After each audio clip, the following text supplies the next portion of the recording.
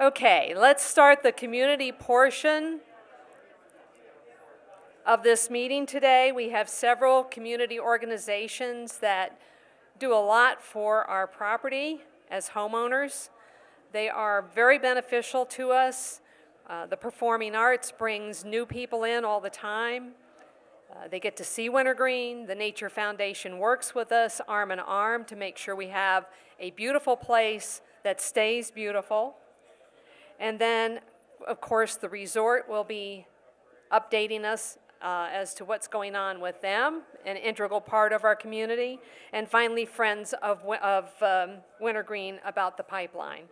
So we're going to begin with Aaron Freeman from the Performing Arts and Julianne Akins. Welcome to the podium. Thank you so much, Karen, for the introduction. My name is Aaron Freeman. I am Artistic Director of Wintergreen Performing Arts. And with my colleague, Julianne Akins, who is our Executive Director, we're going to tell you a little bit about the ways that you can be involved in Wintergreen Performing Arts and the way Wintergreen Performing Arts can make your experience as a Wintergreen property owner more exciting, more enriching, and more social, and of course, more filled with music. Before we get into all that, though, I want to introduce a few other people. First of all, our new board president, who is over here. His name is Peter Winnick. He lives on the mountain. And Peter is already hard at work. And if you have any questions for him, you can always email him directly. We've actually set him up with an email address, president@wintergreenperformingarts.org. So feel free to connect with him. And if you see someone in this room who looks incredibly relaxed now, that is your friend Dale Weigel, who was president of the board of directors, and now he is retired from that and is going to just be enjoying. So please thank Dale Weigel for his years of service. As you know, Wintergreen Performing Arts, like all of the community organizations here, runs because of a long list of volunteers. So before we start, I just want to acknowledge and send my gratitude to all the members of the board of directors and all of our many, many volunteers. If you are a current or past member of the board or a volunteer or a volunteer, please stand up so we can acknowledge your contributions.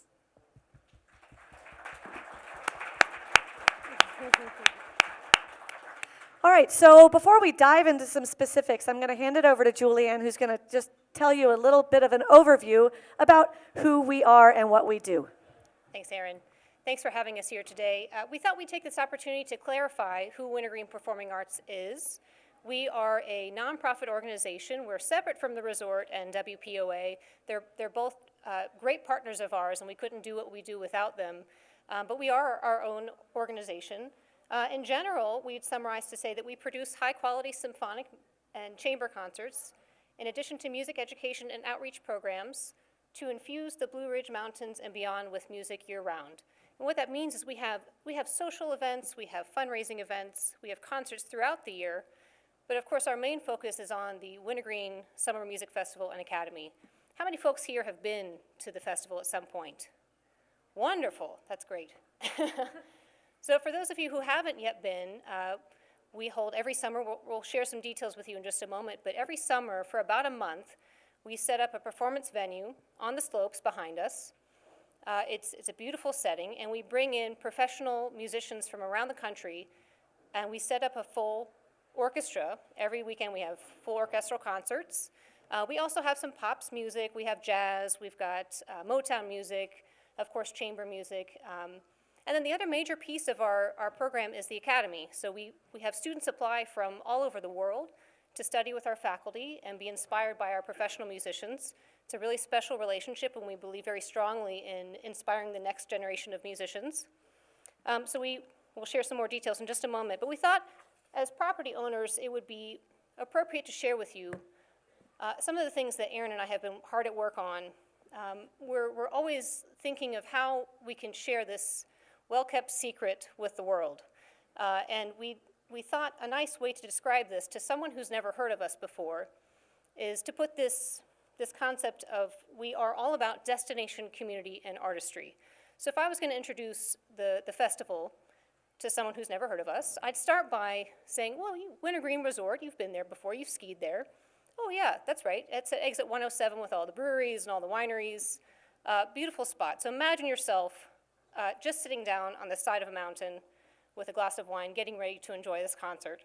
So they can picture themselves here first, and then the community. Not only do we have this special group of musicians who are enthused and recharged because they're playing with different artists who are different from their stand partner, they're coming from orchestras all over the country, so it's really rewarding for them as well. And you get to know them as patrons. You mingle with these musicians in a way that you can't get downtown in a performance hall in any city. So it's very special in that way. And then when we get to that point, okay, you can picture yourself here. I feel welcomed. Just trust us on the music. Even if classical music isn't your preferred genre, we know that this formula works. It's memorable, it's very special, and we think that's important to share, that we're always looking for ways to attract new audiences and benefit this community at large. So, as Julianne mentioned, we have a festival and academy every summer, and that is the case this coming summer. Our theme this year is building bridges, celebrating the connections that only music can make, and because I've been thinking a lot about how music heals and uplifts the human spirit, and how important that is that we, as this incredible community here, continue to support the kind of music that brings people together. So we are celebrating, for example, the music of Leonard Bernstein, whose 100th birthday we will be celebrating. And Leonard Bernstein, of course, wrote the music to West Side Story. Yes, straight A. West Side Story is, in addition to many other compositions. So we'll be celebrating his music. We'll be celebrating the music of Beethoven as well. And we'll be celebrating the connections between folk music and classical music, jazz and classical music, jazz and pop, pop and folk, all of those connections. But what I really wanted to focus on was the fact that I know that you as WPOA members have different relationships to your house here. Some of you don't live here full time. So let's say you want to come here for a weekend, visit your house for the weekend, come up from North Carolina where you live full time and decide to hear some music over the weekend. Well, our weekends are packed with incredibly exciting concerts this coming summer. So our weekends, for example, will include a performance of Beethoven's Third Symphony, the mighty, powerful Eroica. By request of several members of the Wintergreen Property Owners Association, one of our weekends will feature Aaron Copland's Appalachian Spring. So I'm very excited to finally be able to fulfill that request. And then our final weekend, wait for it, will feature Beethoven's Ninth Symphony with full chorus and orchestra. So those weekends are over the top, exciting. I mean, imagine there's no snow. I couldn't believe there's snow out there now. Been sitting here watching, thinking about how am I going to present the summer festival while watching snow being made. Anyway, so no snow, beautiful cool breezes, and Beethoven's most famous life-affirming musical statement. But those of you who live here all the time, you must know that we do stuff every single day for an entire month. We have seminars in the morning. We have cooking classes in the afternoons. We have master classes that you can go attend. And then we have some special events in the evening that are not only here on the mountain, but also throughout the valley. So those of you who live in the valley can just pop out your front door and head to Bold Rock for a concert of all Bach. You can come up the mountain for a Wild Wednesday celebration of pop music throughout the years, or jazz, or salsa. You can hear a beautiful, intimate chamber music concert in a gorgeous venue right after you have a drink with friends. So we have all of those things happening this summer, but I have to say I'm really excited about our anchor concerts, our full orchestra concerts, because they're going to be out of this world. Something we'd like to highlight today, if you look up on the screen here, some of the ways in which you can get involved with Wintergreen Performing Arts. You'll see musician housing, academy food, ticket booth, wine tent, house managers. These pillars are not new to us. These are not new needs. Wintergreen Performing Arts was founded out of the passion and dedication of volunteers, and that makes us who we are today. We continue to rely on your help and involvement, and we're always looking for ways to improve the experience for you. So what is a new move is the introduction of what we're calling the Volunteer Guild. This is a new structure that Carolyn Fromm is leading up. She's also on our board, but is the liaison and taking this initiative on. Her and her team, including Mary Gurr, Vicki Sabin, who's here today, Joanne Armstrong, I think I saw as well, and Mary Ellen Condon-Rawl. So keep your eyes open for some exciting new ideas connected to that. We've got a spring party scheduled. We're putting some more structure behind the benefits you'll get as a volunteer. So we're very pleased to be introducing that this year. We'll talk a little bit more about ways you can get involved. Yeah, and I think what's great about the Volunteer Guild is it's social as well as a way to give back to your community through the Wintergreen Performing Arts. So one of the ways that we keep our costs down and take any donations and use them to their highest capacity is our housing system.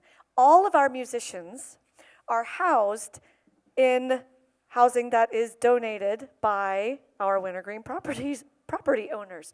So what happens is if you have a room in your house, or if you are not here during the summer and you want to offer your whole house or a segment of your house, we will put our musicians in them. So for example, this person here, this is Anne-Marie Brink. She's the associate principal violist of the Dallas Symphony. That's a big deal. And she stays at Peter Winnick's house. And one of the fabulous outcomes of housing a musician is you get to know the music. You come home after a long day, and there is a world-renowned violist practicing in your living room. And you're sitting there drinking a glass of wine, hearing incredible music. For this was a great event. Actually, these musicians here, they're I don't know, 11 of them or so, they had done a concert, and they just wanted to do the piece again. They loved it so much. So they asked Peter if they could all come over and just play through the piece again.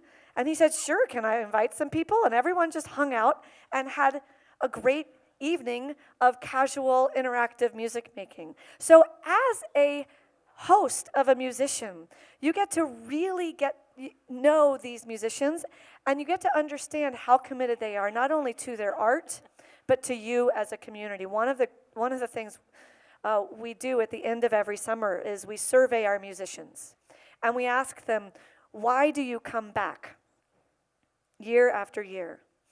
And you know, they say, well, the music's fun. We like playing great music. But the number one answer is the community here. And so if you are hosting one of them, you are making a difference to them and making a difference to your community. So we really encourage you to sign up. And the nice thing is you can say, I can host on these 2 days, or I can host for a week, or I can host for a month. It's up to you. We make it work for you.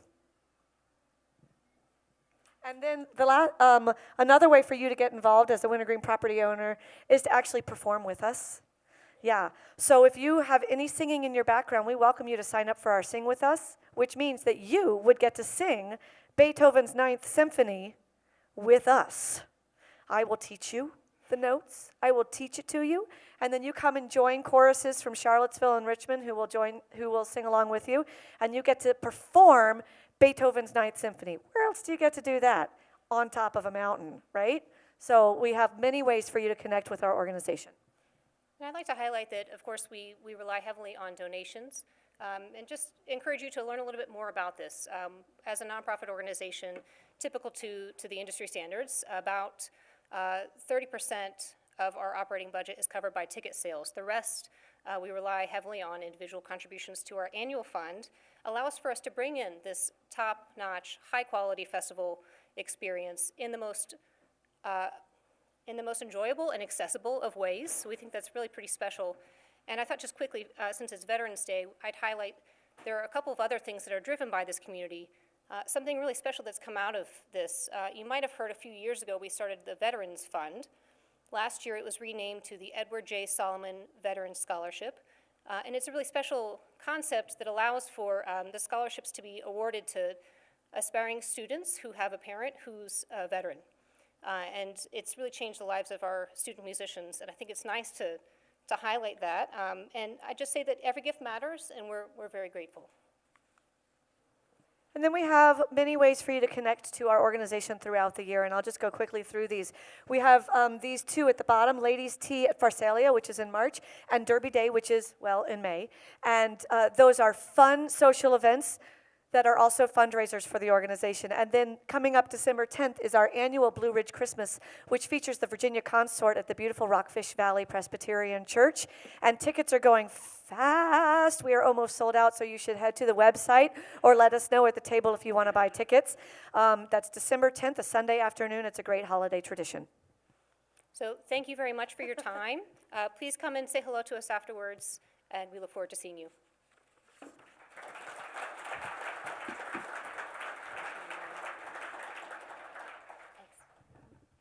Thank you so much. And I want to make sure that if you have any questions or need to speak with any of the community representatives, they'll be around afterwards. So we need to stay on time. There'll be a meeting of the board members shortly after this convenes, so we need to kind of move along. So questions will be answered. I think they have the table back in the left-hand corner of the room if you'd like to volunteer as well.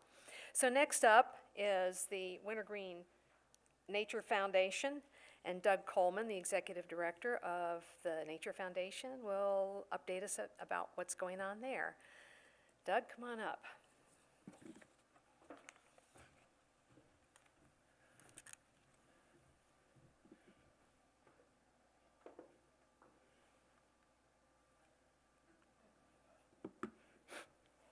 My goal for next year is to show a slide with J. Robertson diapers as retribution for that horrible picture he showed of me. I'm going to run through some of these slides very quickly. Thank you for staying for the important part of the meeting.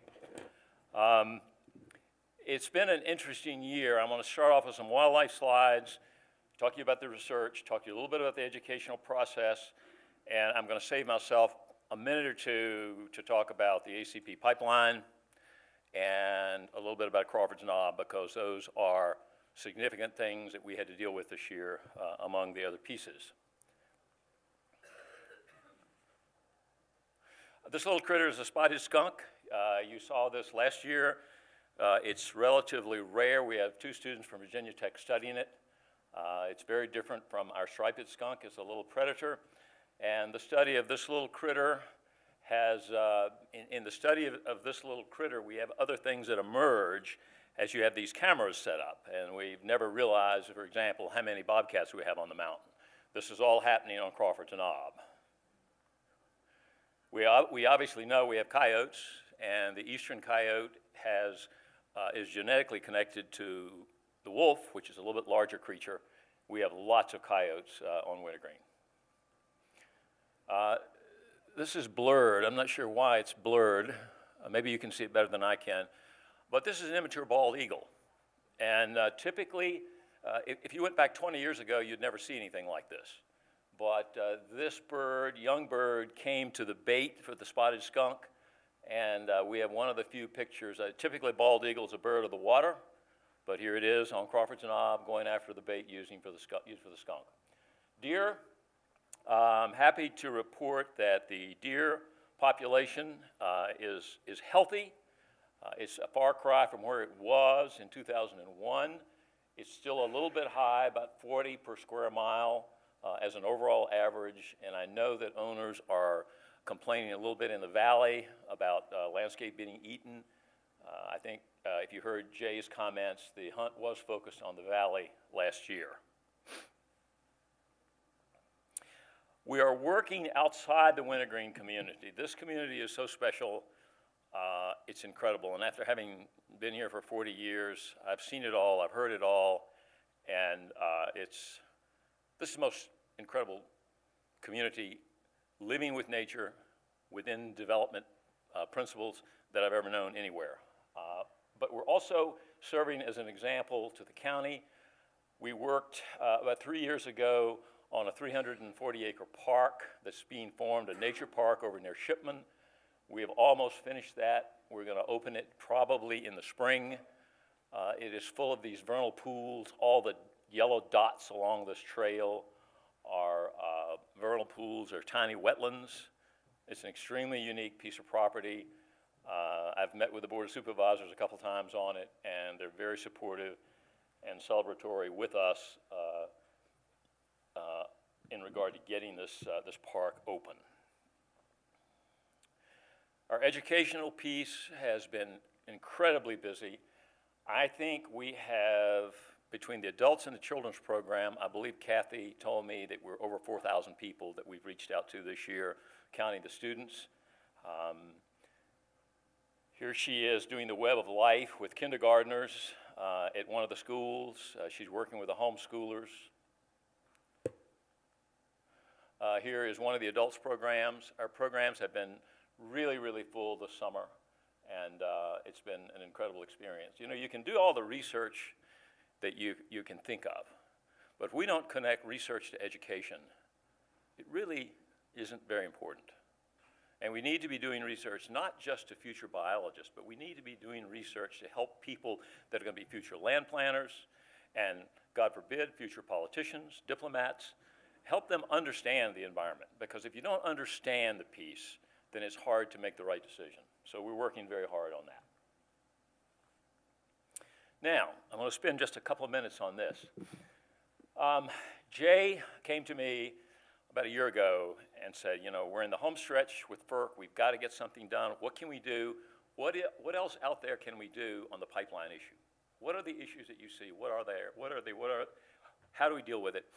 And after discussion, we decided to focus on geology because we knew that it was an issue. When you drive from the gatehouse to the top of the mountain, have you ever wondered why there are no houses on the left-hand side? There are all kinds of places there where streets could go and little level knolls here and there where you could go. Well, there's a very, very good reason for that. And the reason dates back to what's in the book. And you remember, if you've read the book, Dr. Jerry Bartholomew did his PhD thesis on wintergreen. His work is now, provides the mapping that the state uses. All of that area on the left coming up from Wintergreen Drive is what's called colluvial material. What looks like a 200-ton piece of bedrock there is float. So that ultimately will move. And this time of year, if you look carefully coming up Wintergreen Drive, you'll see some trees that are slightly bent. That means that that slope is very, very slowly moving. And when you get down to the spot where the pipeline crosses Reed's Gap, you have three issues associated with it.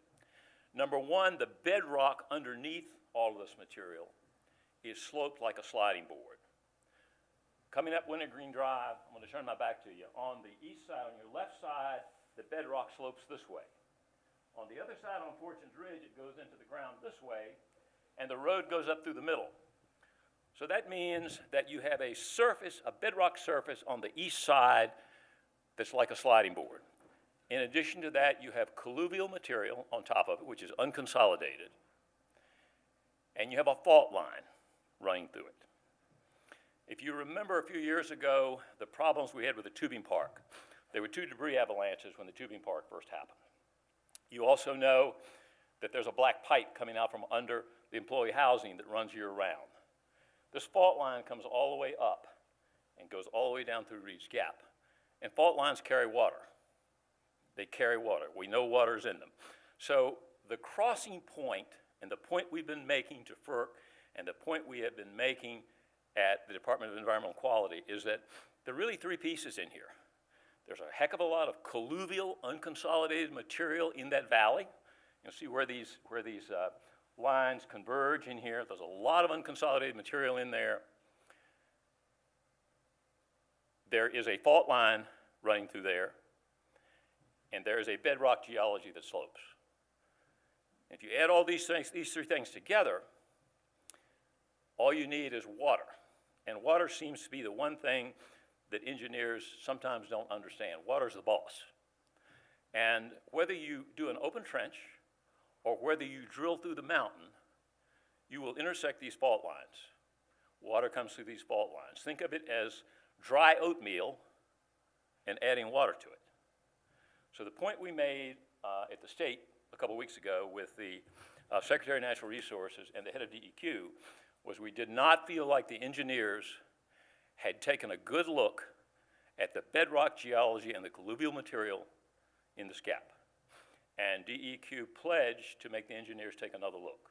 Well, they're down there now with core boring equipment. So hopefully they're going to take another look, and maybe, just maybe, they'll realize that they need to do more engineering if that's where they're going to cross. So anyway, Jay and I worked with that throughout most of the year. Jerry Bartholomew actually came back up here and walked it and took a hard look at it, and he said, this is the wrong place for this pipeline to cross. The other issue we've had to deal with this year is Crawford's Knob. You'll know when the resort sold, this is next to the last chapter in the book, Between a Rock and a Hard Place. All the details are in there. You'll know how this happened.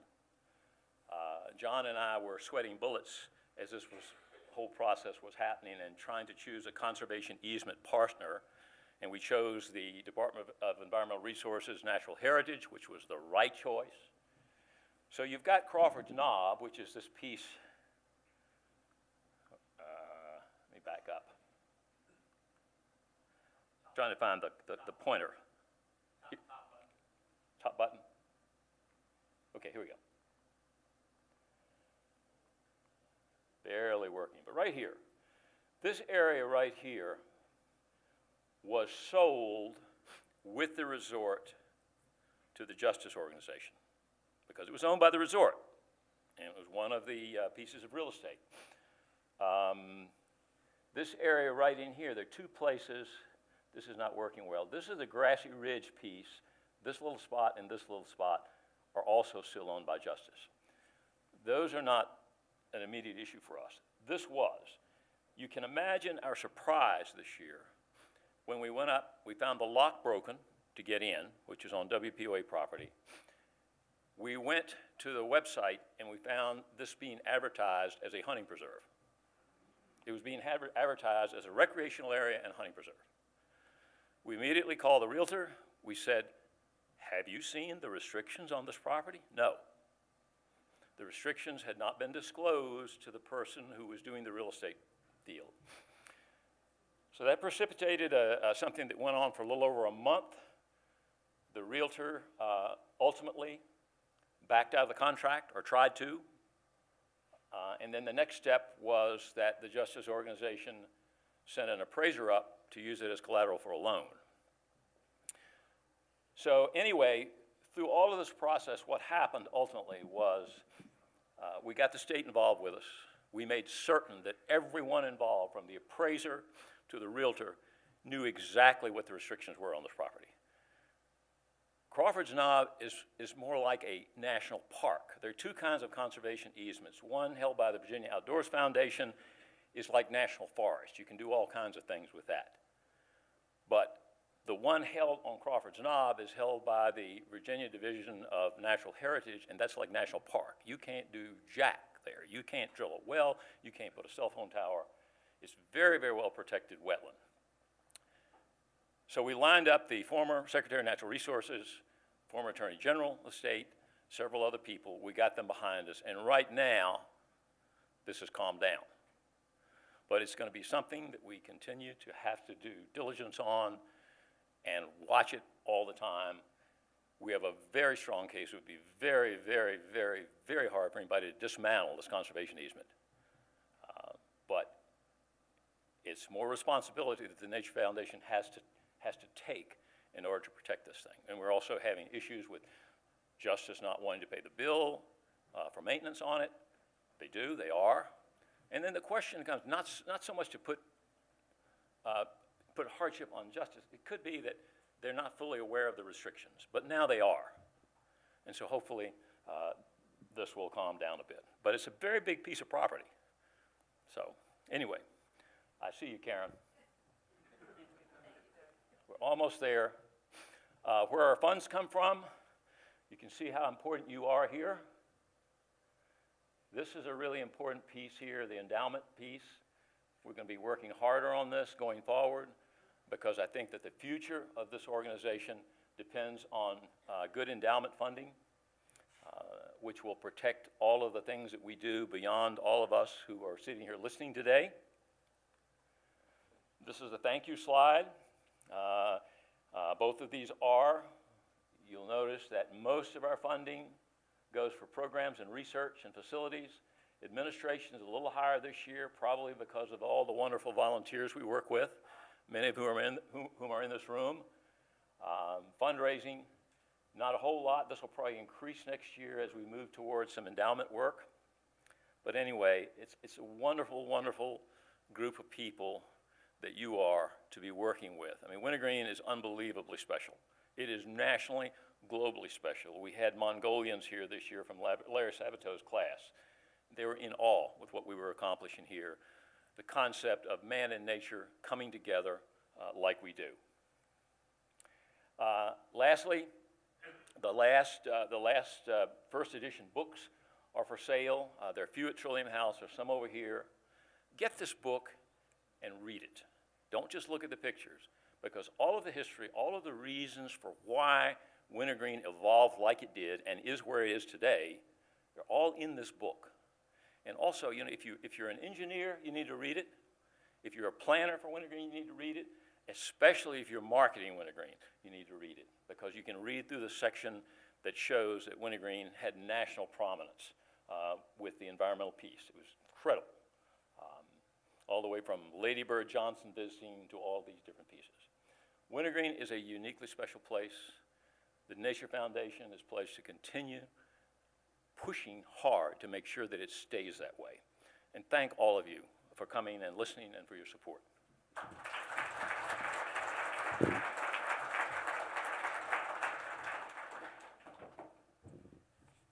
Thanks, Doug.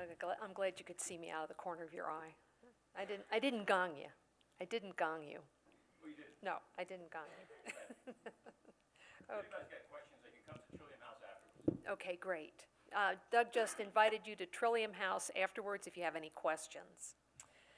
Okay, so next on the agenda, we have Dan Shaveline, who is the current controller for Wintergreen Pacific, and he will update us on what's going on with the resort.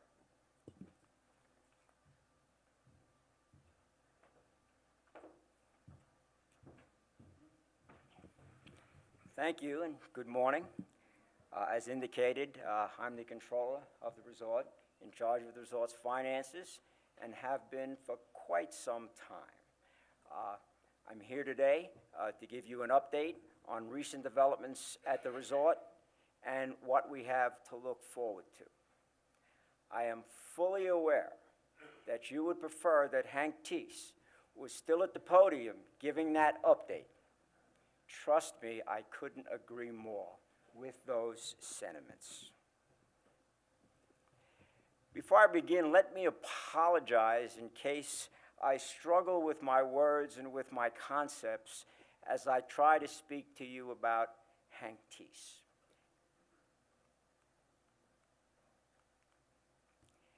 I've worked very closely with Hank day in and day out for the entire time he was at the resort. I appreciated that time so much. It hasn't fully set in that he's in fact gone, and I admit to being still somewhat emotional about his departure, so please bear with me. I believe the resort owes Hank a considerable debt of appreciation. I also believe that what's good for the resort is also good for the community at large, so that debt of appreciation should extend to the entire community. Hank arrived here 9 years ago when the trajectory of the resort was less than stellar. There were significant financial challenges. Management infrastructure had grown much more than the resort itself. And most important, the relationship between management and you, the members and property owners, was at an all-time low. Hank hit the ground running. He immediately began to right-size the structure.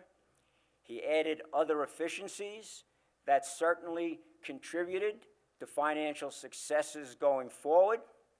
But most important, he engaged with the membership. By the strength of his personality, but more so by taking a totally different approach and listening to the members as opposed to talking at them. I think that approach lasted through his entire time here, and I think it continued to result in improvement between management and the resort.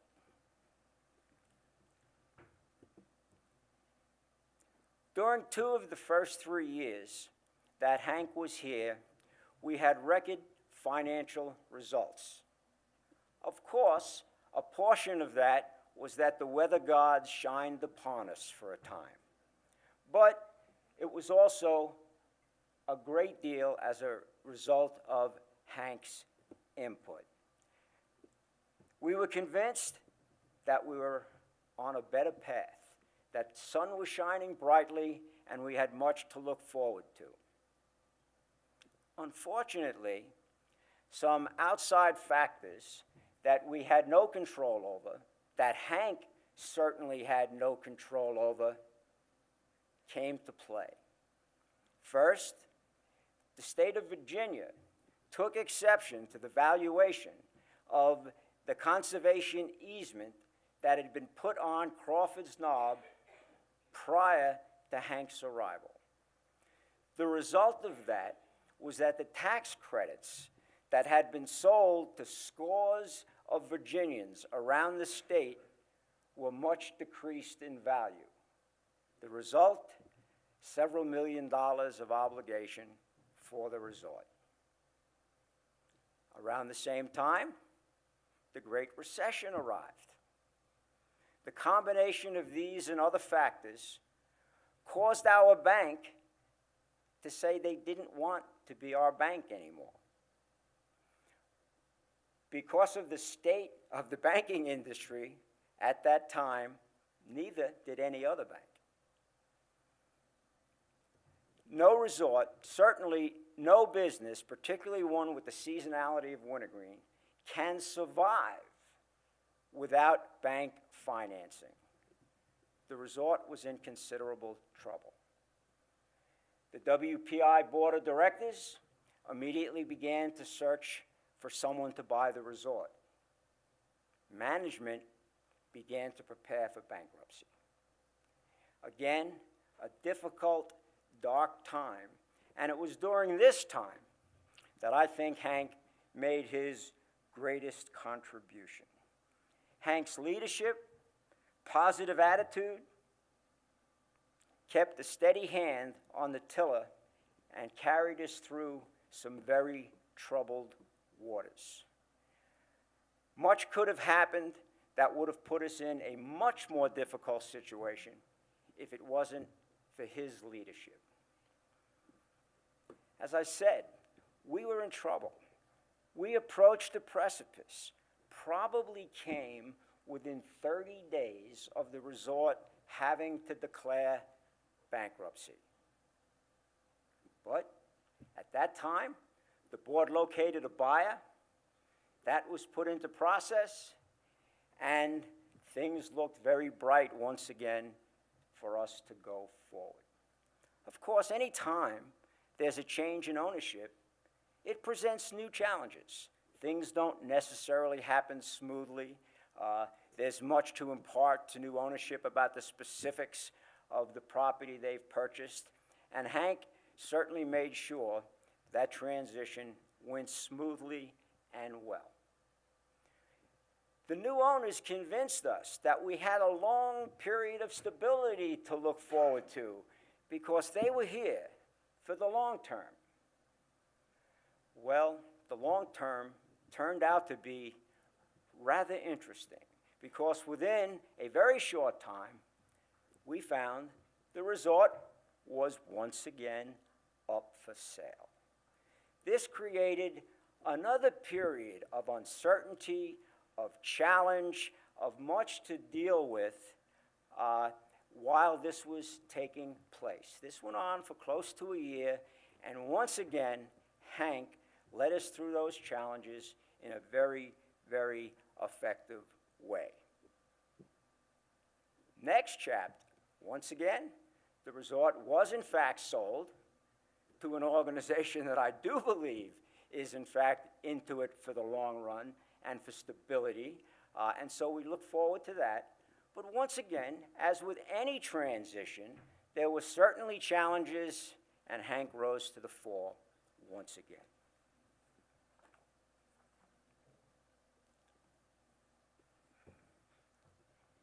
Nine years, not a 9 years, not a dull moment during those 9 years. The challenges just kept coming. Hank met them all. We will certainly miss his leadership, but I personally, and I know many of you in the audience, will miss him more as a great friend.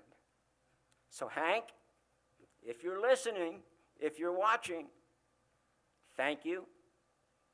Good luck. You will be greatly missed.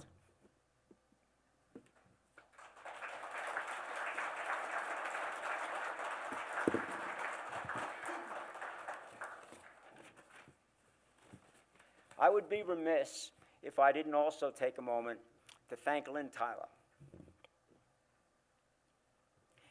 Lynn retired from the resort back in June after 40-plus years of exemplary service. She is also greatly missed. We thank her. To move forward, several of you have come up to me this morning and said, well, what's going on with the search for a new GM? Well, that search is ongoing. PGRI began the search immediately upon knowing that Hank was leaving. Many candidates have been interviewed and visited here at Wintergreen, as well as being interviewed in Park City. I think I can safely say there will be an announcement about a new general manager in the very near future prior to the beginning of ski season. We certainly look forward to that announcement. I would also like to welcome and introduce another member of the management team, Michael Hammes, our new food and beverage director. Michael Hammes arrived with quite a pedigree, experience at a number of ski areas, as well as other resorts around the country. Some of the ski areas he spent time at will be familiar to all of you. Mount Snow, the canyons, Durango. If Durango rings a bell, Hank came to us from Durango, and Michael worked for him there. Another sign of his pedigree that, once again, Hank brought him on board. Also, Keystone and other projects in both Arizona and Texas. Michael arrived not just with a pedigree, but with an incredible amount of energy. Also hit the floor running. He recently hired an executive chef who joined us 2 days ago with the intention of enhancing and communicating between the various food outlets on the mountain for a better experience for all of us. You may have also noticed, if you were in the market on your way in here today, that some changes have been made there that we fully believe will improve the shopping experience in the market. Then we get to ski season. Over the last several weeks, Michael has overseen a long overdue renovation of Checkerberry Cabin and is ready to reposition that outlet make sure I get the terminology right or Michael will be mad at me. To reposition that restaurant as a barbecue, taco, and blues location. I think there will be a great deal of excitement down there on the slopes, so those of you who ski, make sure you stop in. And also to provide increased variety in our food presentations, the lookout menu will be converted to quick service Italian food.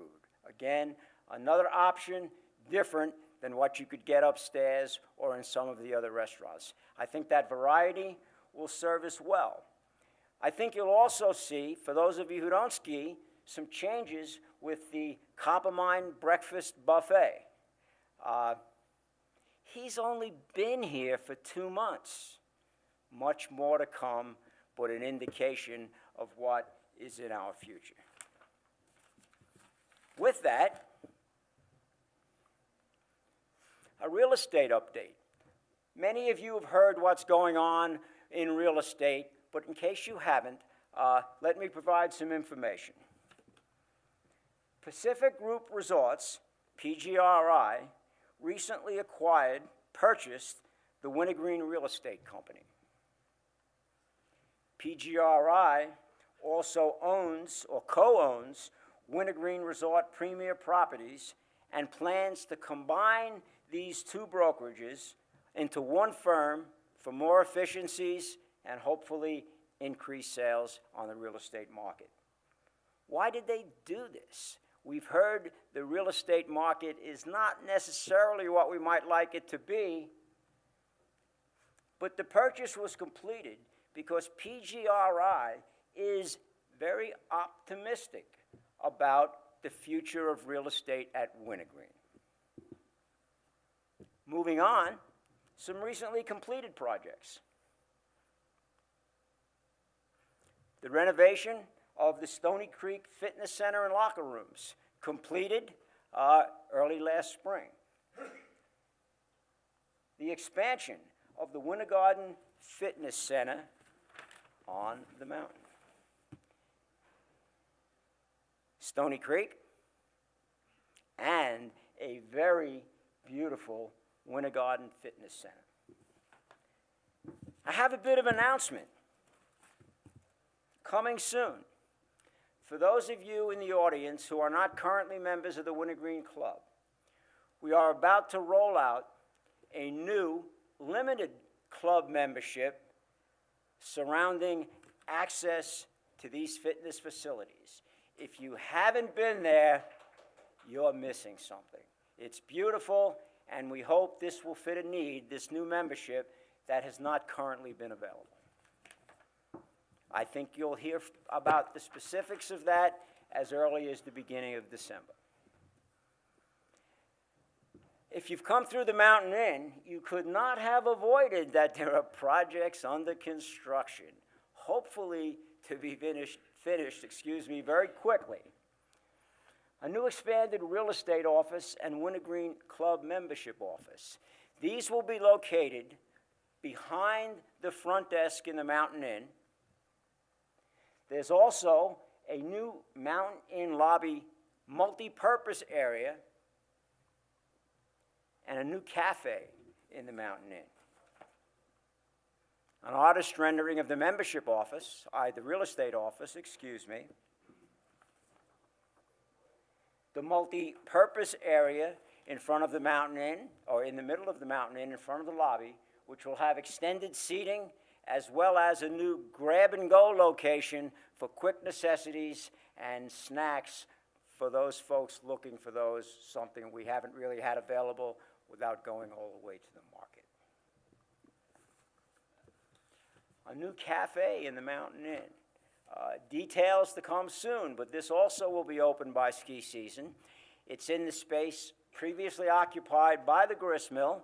That huge grist mill, as much as we loved it, took up a lot of space. It's gone, making for a better experience in this area.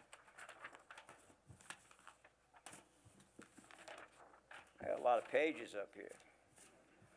You may have tried to find some of the people at the resort recently. Needless to say, there was a fair amount of moving around as a result of this construction. So just in case, where are they now?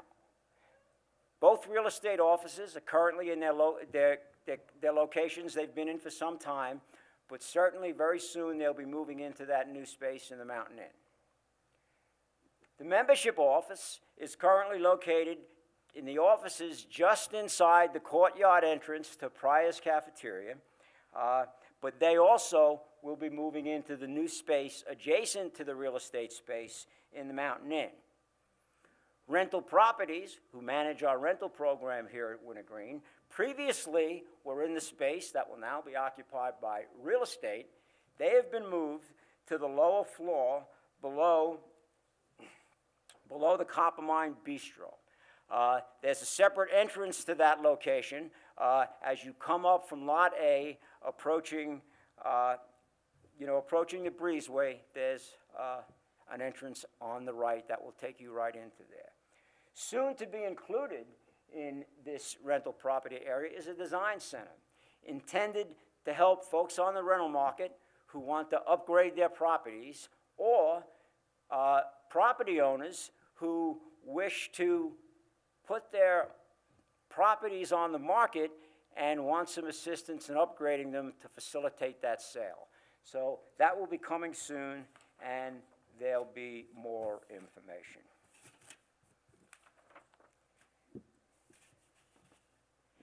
What's coming soon? There are projects to come. A new members ski locker room and lounge. We had hoped that this would have commenced prior to ski season, but the logistics of getting the lockers and the timeline has pushed it to the spring. But this will, in fact, begin in the spring so that it will be ready certainly prior to next ski season. There are other future renovations to look forward to in the Mountain Inn, and there are some coming renovations to some of the other food outlets. Additional information on both of these last two projects are likely to come forward sometime during ski season. I hope from what you've seen today, what I've shared with you, that it is clear that PGRI is committed to the future of Wintergreen, the resort, and the community as a whole. This is certainly a wonderful development.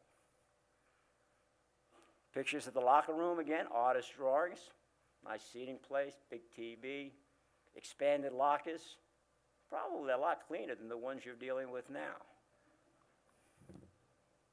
At any rate, I don't have to tell you this if you've looked outside. The snow guns are on. Winter is coming. I do have one request to make. Every year, we hire hundreds of people in order to get through ski season. Well, it's always a challenge. Year in and year out, getting sufficient staff is very difficult. This coming year, we still have many international students coming to help fill this need. But unfortunately, our friends in Washington have made some decisions that make it more difficult to get some of those folks that we would like to have here. That combined with very close to full employment in this entire surrounding area, as well as most of the country, will make this challenge much greater. So, we need help. If you have grandchildren, if you're getting bored in retirement, if you know other people who would like to do some things, there's probably a place where we can fit you in here at Wintergreen. Thank you. Let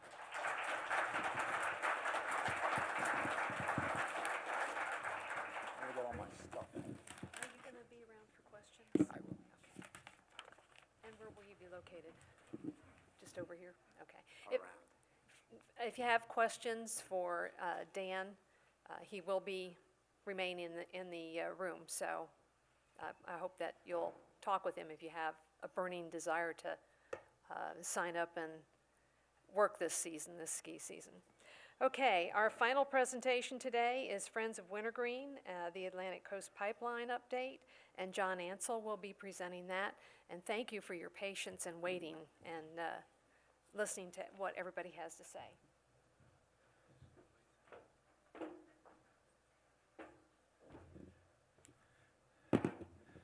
Well, good morning or afternoon, everyone. I don't know about you, I'm hungry. So I'm going to be quick here, and if we have some questions, then please come by and see us. So, brief agenda. I just wanted to update you on where things stand with the pipeline. We've heard a little bit about it. By the way, there was a question earlier about property values in the pipeline. We've done a study that you may have seen the last time we were here that showed since the pipeline was announced that wintergreen property values have gone roughly, certainly in the mountain, down 10% versus other areas in Virginia, for that matter, that have gone up. So there has been some measurable impact. And then I want to talk about 2 tracks and where we are going here. I just want to, I've got to do this, right? Do we have a, oh, here it is, yeah. Okay, not only do we want to say thank you to all of our vets, but I'd like to take a moment to thank our board of directors. These are among the hardest working people I know. They're clearly underpaid, but let me just give a shout out to Bob Kemp, who's our treasurer over there. John Clayman, yep. John Clayman, you all know, and David Suiso as well. David single-handedly has put a lot of our filings together and worked with our law firm. There's 700 pages of material on that, so he's really done a heck of a job for us. And then Marty Caesar, is Marty still here? Thank you, Marty. Okay, you've probably heard the news that at least one milestone with the pipeline has passed. It's not over yet, but this is not a great sign for us. FERC, a couple of weeks ago, on Friday the 13th actually, at 7 p.m. in the middle of the evening, sent out its approval for the pipeline. So this is one of many milestones, but an important one. I think what's important about this is this was not the normal rubber stamp FERC approval. This is actually a vote of 2-1. In fact, the 2 folks here, the 2 gentlemen here that voted yes for this pipeline are recent additions to FERC. They've only been on the job for less than 60 days, just recently approved by Congress. It's hard to believe they could have read all this stuff, but anyway, they voted how they voted. And the woman on the right, LaFleur is her name, voted no. She's been on the FERC Commission since 2010, and she has read all the stuff. I think what's interesting about what she said, and is really the basis for our legal objections, is, as you can read here, she was, first of all, not persuaded that it even met the public interest, which is pretty stunning, I think. But she also said the FERC record demonstrates that there may be many alternative approaches to this, even if it were to be built, including many of the ones that we proposed to them. So we are going to initiate a challenge here on this, and I think we're persuaded in large measure by what one of the commissioners said. Oops. So where are we going here? We're sort of pursuing 2 paths now, 2 tracks, track 1 and track 2. Track 1 is to try to reverse or modify the FERC decision. And we've taken the lead on that, and WPOA has joined us in that. This will be an actual submission to FERC that's going out Monday to essentially challenge a decision, and it's very technical with dozens of pages of stuff that you need to get to the FERC commissioners. And on track 2 is sort of what we used to call Plan B. That is, okay, if this pipeline is going to come, and we do see it is having an impact on property values, how can we as individual property owners get compensated for whatever damages are caused? And that's these inverse condemnation lawsuits that I'm sure you've all heard about, and that is for property owners.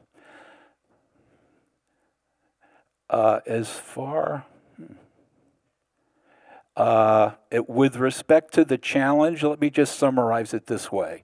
We think FERC got it wrong on 3 levels, and we're not alone. Many groups feel this way too. FERC got it wrong by either not getting the right facts, using the wrong facts, or not even asking for the right facts. So we think that's issue number 1, and all of these issues are legally required by the NEPA law. This is the basis of the challenge. The second is they haven't done the right analysis. Again, same category. The inaccurate analysis, particularly for alternate routes, or no analysis in some cases, or mistaking facts in a bad analysis. And then lastly, and what you see at the bottom, this has resulted in an arbitrary and capricious decision, which we will be challenging on Monday. And again, we're not alone. There's many groups out there doing it. Our focus is particularly, though, on where FERC got it wrong, legally got it wrong when it comes to wintergreen. That's at the federal level, though. At the state level is where really the remaining decisions need to be made that don't, at least at this point, require a legal or court intervention. One is with the state Department of Environmental Quality.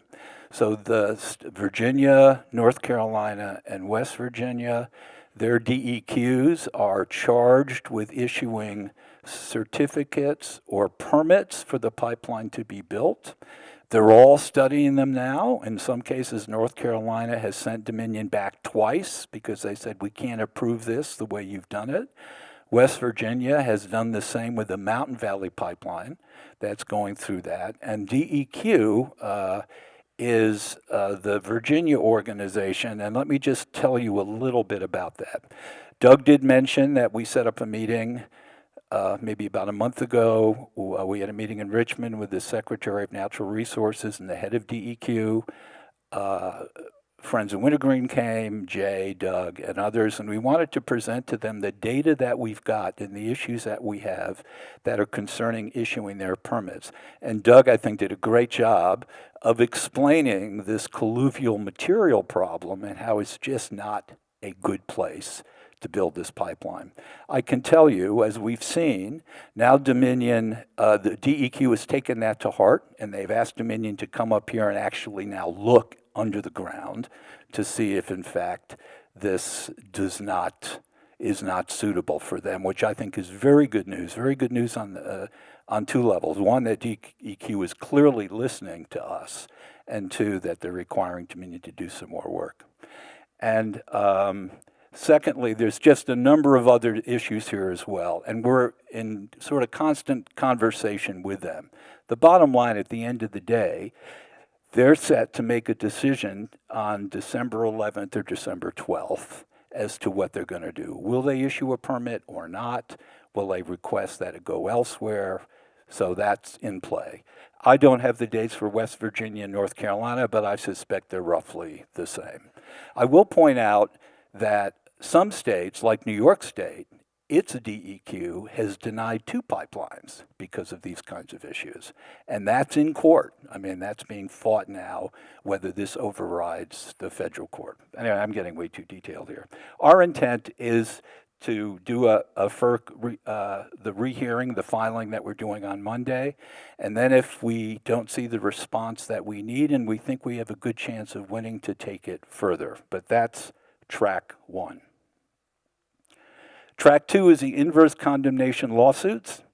And how many of you, I assume most of you guys know about this. Okay, how many of you have already signed up for that?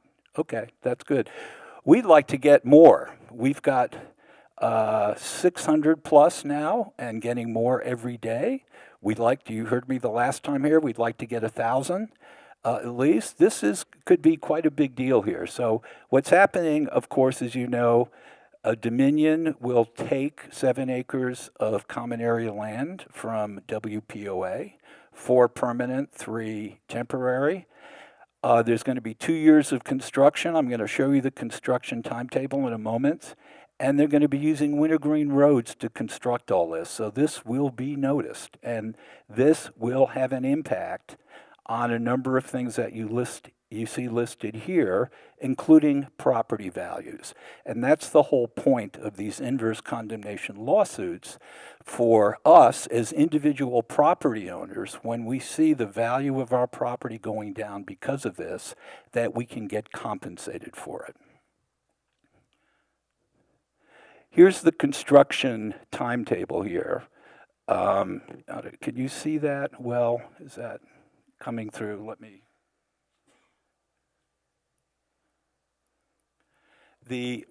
you see in red, so this doesn't really work very well. I can't see it. Can you see it? Oh, I've got one here. So we are here, 2017. We're sitting here in November. The red is tree clearing. The yellow is the construction of the tunnel from in front of the wintergreen entrance. And the purple is the actual construction of the pipeline aside from the tunnel, basically. And here's the timetable. Tree clearing could start as early as next month. And that will carry on till about March of 2018. On April Fool's Day, Dominion is scheduled to start the drilling of the tunnel for the pipeline to go underneath the Blue Ridge Parkway. And that will begin essentially right outside our entrance. And that activity is going on for at least a year. That's what it's scheduled now. If this tree clearing is not adequate, there is another period later in 2018 when that will happen. It's unclear as to when tree clearing around wintergreen will happen. And then when that's all completed, then the pipeline construction itself will be completed. And we're looking to have it concluded, if this schedule is maintained, by the end of 2019.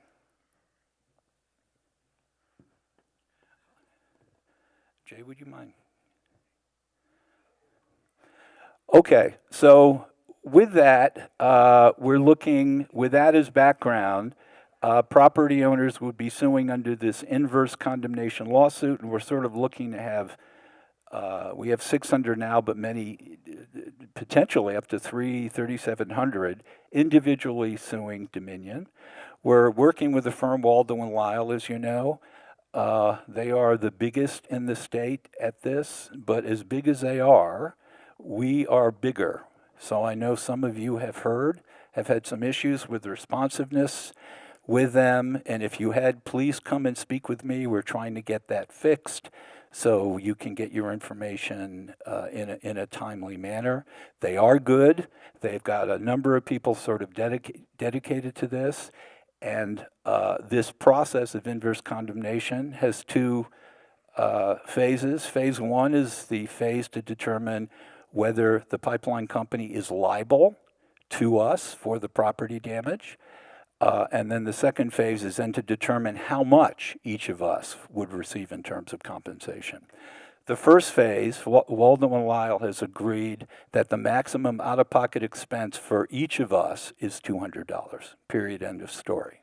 So, and that will sort of enable them to file the suits on your behalf to the completion of that phase 1. Phase 2, if we get more than 750 folks signed up, then their compensation will come from a percentage of the award that we receive individually and, of course, then collectively. We're maybe 150 properties away from that, so I think if you're contemplating doing this, please do it as soon as we can here, because it's just going to make our case that much stronger. And the compensation for them would be, about the lowest I've ever seen in this field. Our role in this has been to try to help negotiate those terms with them, and Friends of Wintergreen is just really trying to be a facilitator for you between the property owners and Waldo and Lyle. Again, they're a law firm. They're not used to handling hundreds, if not thousands, of cases like this, so we are just trying to help them out. We had a website. We've had webinars. How many of you have attended any of these meetings or webinars? Is there anyone who would like more webinars? I know we've done 3, but anyone interested? Okay, all right. Actually, we've had people who have logged on from as far away as the Coral Sea to attend an inverse condemnation. That had to be an awful cruise, I got to tell you, if that's what they wanted to do. We are planning, as soon as Dominion, the ACP, takes the land, the next day we're planning to file these lawsuits. That could be next month. That's why there's some urgency now to get this going. If you want to sign up, just go to our website. There's a sign-up form under lawsuit. It takes a couple of minutes, and then they'll get back to you. We're trying to make it as easy as we can. So that really concludes it. Track 1, again, to sort of recap here, track 1, we're asking for a rehearing on Monday. We continue to meet with a lot of the DEQ and other elected officials in Virginia, and potentially a court challenge, and track 2 is inverse condemnation. So with that, I'm done. And I think I fit my time schedule here too, right?